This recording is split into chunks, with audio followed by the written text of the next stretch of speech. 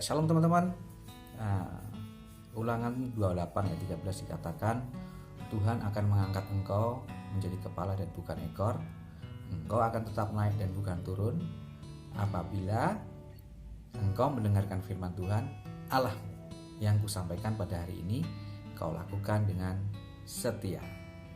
Sekali lagi ya, Ulangan 28 ayat 13 dikatakan, Tuhan akan mengangkat engkau menjadi kepala dan bukan menjadi ekor.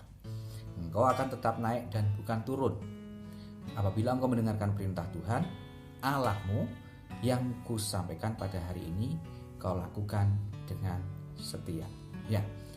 Jadi teman-teman, di sisi Tuhan itu tidak ada kata down ya. Dikatakan tadi engkau akan terus naik dan bukan turun. Yang ada di dalam Tuhan itu adalah up dan test. Ya, jadi ketika kita diuji, berarti Tuhan tidak akan menguji kita melebihi dari kemampuan kita.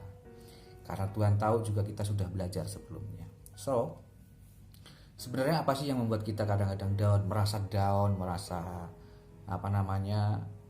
jauh dari Tuhan akhirnya gitu ya. Bahkan meninggalkan pelayanan akhirnya, meninggalkan komunitas, meninggalkan ibadah. Ya jelas itu bukan dari Tuhan, itu pasti dari pihak ketiga. Siapa lagi kalau bukan si iblis. Nah, pertanyaannya sekarang adalah, kita mau nurut perkataan si iblis atau perkataan Tuhan? Kemudian, jika kita mendengarkan kata-kata orang, kata-kata negatif orang, negatif thinking gitu ya, itu yang biasanya menyebabkan kita menjadi down.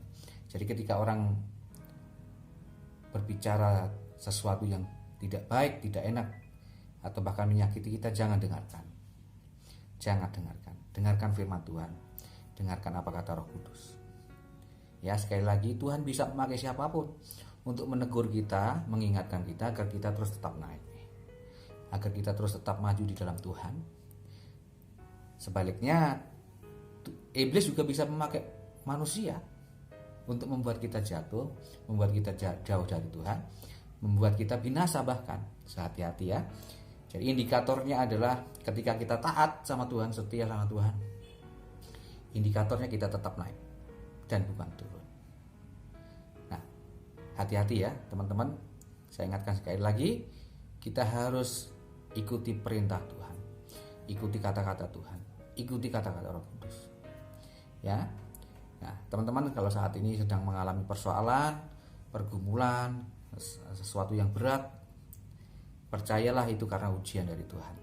So, hadapi ujian itu, minta kekuatan Tuhan, dan percayalah Tuhan pasti akan memberikan kekuatan. Tuhan pasti akan menolong kita, dan kita akan naik level. Ya, Tuhan Yesus memberkati.